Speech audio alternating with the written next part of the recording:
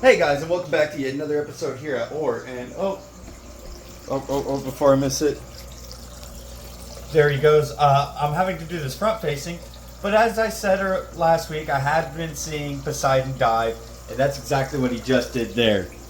He dives more often when I'm in the room. He'll pop back up, he just doesn't go back under. Except for right now, apparently, he proving me wrong. Look at him go. Hey, so there's some good news. Poseidon's swimming again. So, heck yeah. Means he should be good. His shell rod's looking a lot better. The hardiness in the water's gone. And I got a pump now that'll help me clean up his rocks. Perfect. But anyways, that's not why we're here today. As great as that was. No, today's feeding day. It is Saturday. So, that's what I'm here to do. I'm here to feed some reptiles, give them some love. So I'm going to start with the one who's staring me dead in my face right now. We're going to start with Orion. We'll start with the picky eaters. This way I can edit those guys out if they don't eat. And I'll just leave in the actual avid eaters. You know, some weeks I don't expect to show everyone, but I think with the 20-minute cut down I'm trying to do, this is the best way to go about it. So let's begin. Alright, so we finally got Orion's meal out. So let's offer him a nice juicy rat, shall we?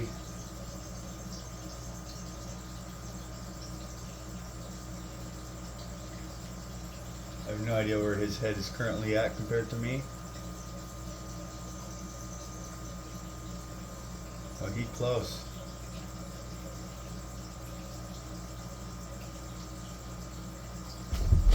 Woo! Got it.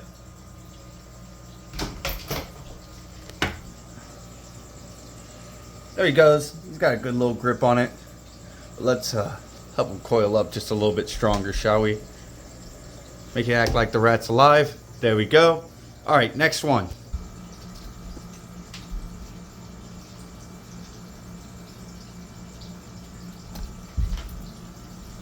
There we go, there we go.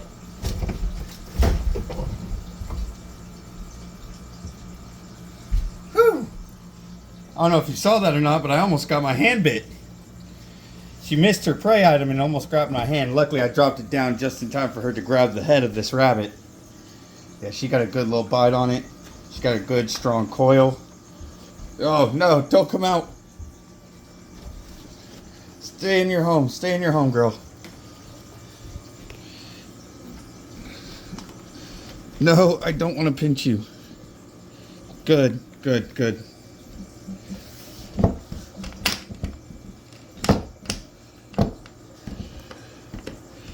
Well, she is definitely putting quite a bit of weight against that. Beautiful. Now for the one I can't do a weird angle on like I did with the other two. Time for Gargoyle. The reason I can't do a weird angle on Gargoyle is Gargoyle likes to follow me around. He's a very curious snake, and as such, if I try to put my hand in there when he knows it's feeding that day because he can smell the rats, I am screwed. In fact, Pandora just came out because she smells the rats. I'm not joking you. As a very hungry ball python, she is currently coming out of her hide just to come get some food. So we're about to feed her in just a second. First stop. Gotta help the boy. Gotta get the boys fed. Anyway, so it's gonna be the other big rat.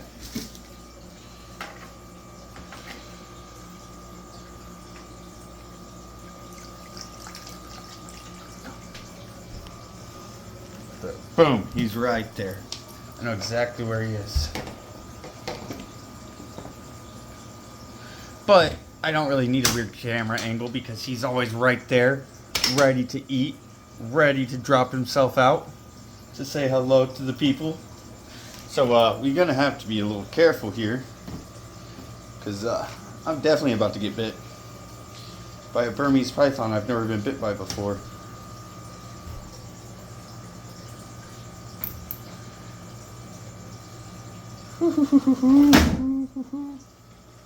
Alright, we're good.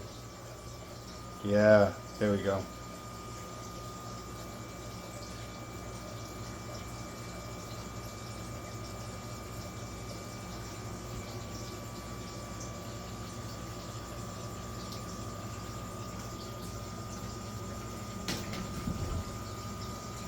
Boom. Like there was nothing to it.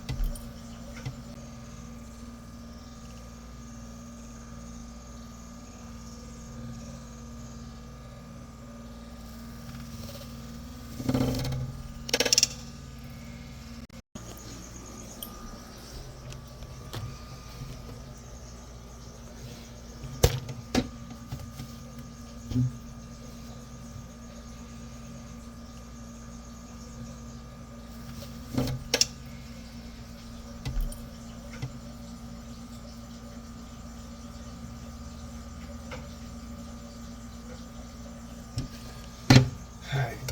Oh. Didn't mean to freak you out, girl. Oh. Y'all can finally get a good look of Hell as she comes out to eat here in a second. She's ready. She's raring to go. See her right there in her rock hide. Woo! Gone. So freaking fast. No reason for it.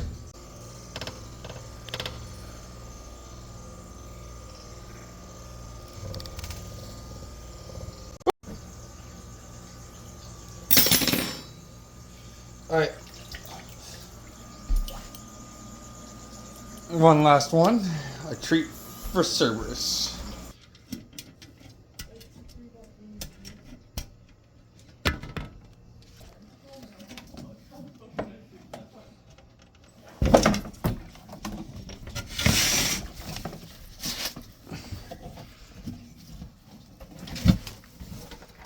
So yeah, Cerberus is still shedding, but as you can see on the look on his back, it is healing up, which is nice.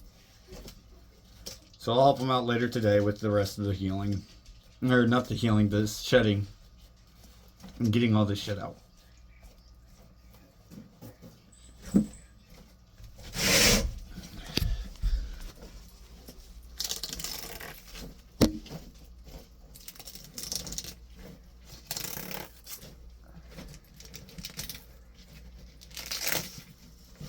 Woo! Okay.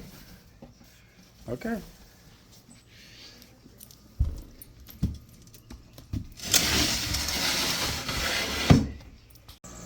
Anyways, that's going to be it for now. I am going to record some more throughout the week.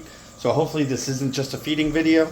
And hopefully I still reach that 20 minutes, but don't go over it. We'll find out here, well, on Friday when I release this. Thank y'all. Adios. See you soon. So Cerberus has decided to make an absolute mess while shedding and throw all of his dirt back out of that corner. Sir, we're going to have to change that. You know that, right? You're a handsome lad. But what do we have under the coffee table? Look at you. You want to know what that is. All my pets are a blast. So despite the enclosure being wide open to explore, come here. Cerberus doesn't quite want to come out right now. But he is definitely the most food motivated. He's used to seeing this kind of hook being for food. And he doesn't bite me much anymore. He hasn't bit me in like 2 years. But he definitely doesn't like this being in here because he thinks it's time for food. Yeah, he doesn't like this being in here. He thinks it's time for food and there's no food on it.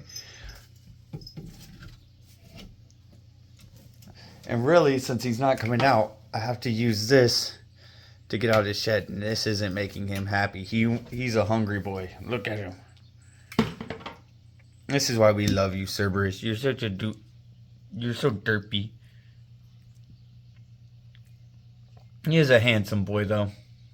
We got to clean this up and get everything back before I go into work tonight. So let's go. And now that a good portion of his shed is complete, look at how good that scarring has healed up. Yes, he's still going to have a nasty little scar from it, but That's pretty good for only a month. Please don't bite me. I know you're in food drove mode. That's gonna be it for me here today. Thank y'all so much for watching. And I hope to see y'all in next week's video where hopefully we have some good eggs that get laid. No promises. I mean, I thought the other good eggs were gonna be laid, but things change all the time. Not always do eggs come out the way they should be, but that should be coming out on Saturday. Thank y'all. I gotta get to editing this video. I gotta get to work, but this should be coming out on Friday because I'm already ahead of schedule by 2 days. All right, see y'all in the next one. Well, here it is Thursday, and I'm not gonna lie to you guys. I'm done editing the video, and I thought it was gonna be a lot longer than what it actually was. It turns out to only be an about 11-minute video, so I figured I'd treat y'all with a little something. How did I forget to record? Anyways, so I got some Planko in here, or I got a Planko in here, and I got some ball of sharks.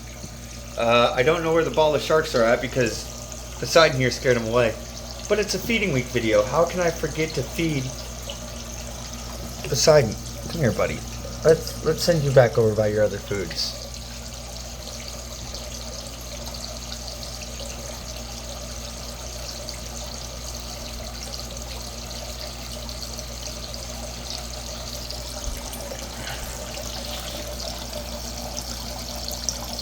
And as we've seen, he can swim again, so he's kind of just being lazy and staying at the top while eating his food.